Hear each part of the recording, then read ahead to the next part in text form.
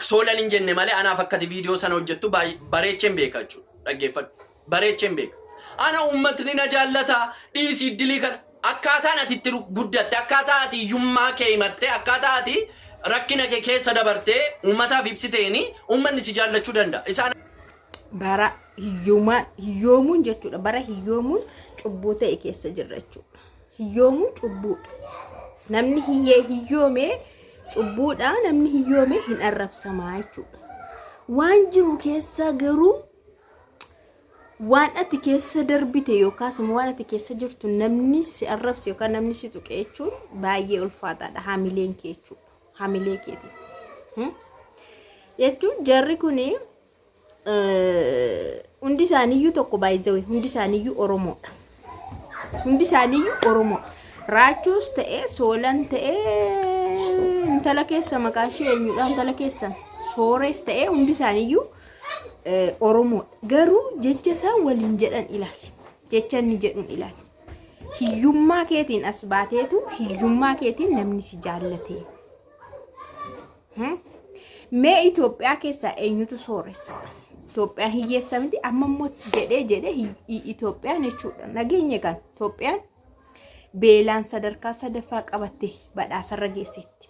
Beelaan sadarkaa sadaffaarra galtee jirti jechuudha. Kanaaf amma hiyyeessa moo hiyyeessa mitire? Mee akkamti jechi hiyyummaa jedhu namni hiyyummaa morma gahee asiin jedhu akkamitti hiyyummaa jecha kana namaan jedhee nama arrabsa yookaan nama tuqa? Yoo jechuun namni yoo wallolellee dhugaa dubbachuudhaaf yoo wallolellee waan waliin jedhu ilaallachaa waliin jechuu qaba. Kun amma keessaa hin ba'u dhugaa waaqa. Wanti kun keessaa hin ba'u jechuudha. Ofii immoo annu soorummaan koo sakamee of hin ilaalu nam soorummaan koo sakamii soorummaan keenya sakamii nunooyyuu eessa jirraa biyya sakam keessa jirraa Awurooppaa keessa moo Kanaadaa keessa jirraa jedheetu of ilaalee onam. Ofii eessa taa'etu baay'ee baqataa ta'anii nama biyya keessa jiruun hiyyummaa keetiin as baatee yeroo hin dabbaru. Dhugumaan jedha baran. Anamma raachuus ta'e Soolanis ta'e anaaf jechuun akkuma Oromummaatti malee firummaa dhiigaa walirraa hin qabnu jechuun isa firummaa jedhan walirraa hin qabnu garuu akka Oromummaatti tokkodha. Garuu namni yeroo si arrabsu yookaas yeroo waan siin jedhu yeroo si qeequ otoo jecha isaa filate gaa waaqa baay'ee nama aarsa. Nan aare jechuudha. Nan aare jechuun Oromoodha maaliin goonee jedhamti amma immoo jedhanii waan namni tokko keessa darbeen akkamitti akka darbe akkamitti akka as gaheen yeroo nama akkana viidiyoo namatti hojjetan hamilee namaa cabsuudha kun. Tasa hamilee namaa cabsu. Anatu ta'eyyuu dhugaa waaqa dhokadheen bu'aa jechuudha. Ay TikTokiin cufamuu qaba natti fakkaata. Haala kanaan deemnan ma baay'ee rakkisaadha. Waan TikTokiin hiikee gadi nutti gadhiisaa jiru kun so difficult sin jechisiisa jechuudha. Mee viidiyoo kana ilaalla.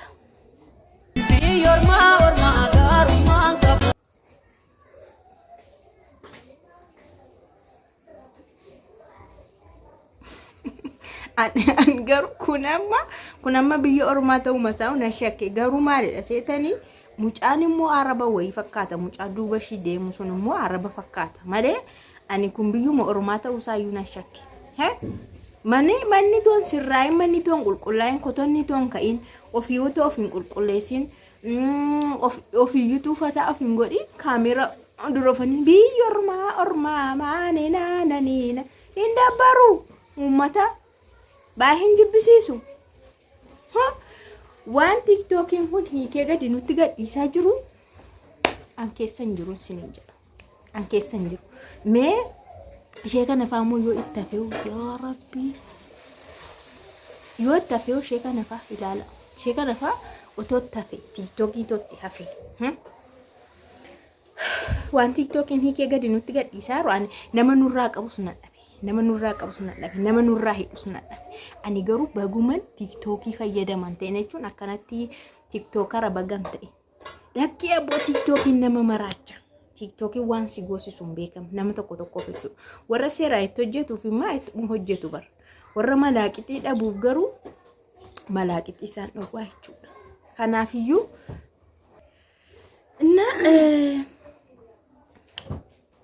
isaan kun immoo jechuudha sagalee illee hin qabu viidiyoon isaanii, dubbii illee hin qabu viidiyoon isaanii, haasaa illee hin qabu viidiyoon isaanii.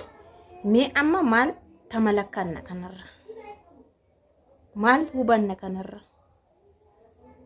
Biyya Arabaa jiru moo waan nama dhibu isaan kun faallee dhugaa.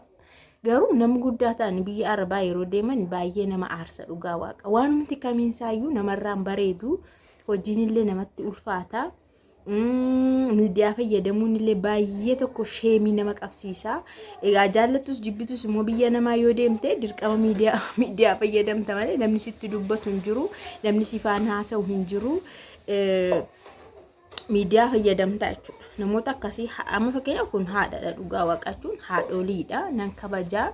Garuu haadholiin akka kanaa miidiyaa mallee fayyadamanii akkas akka ijoollee durbaa ganaa qinqin jettu of gochuu dhiisanii taa'anii mafaatoo waan tokko ilaalan diyuut godhanii humaan ta'u taa'anii jechuudha. Cal jedhanii taa'anii miidiyaa fayyadamuun diyuutii fa'aa godhanii cal jedhanii ilaalanii humaa miti. Garuu akkanatti akka ganaa ijoollee durbaa akkas ta'anii viidiyoo of waraabuun dhugaa hin dabbara.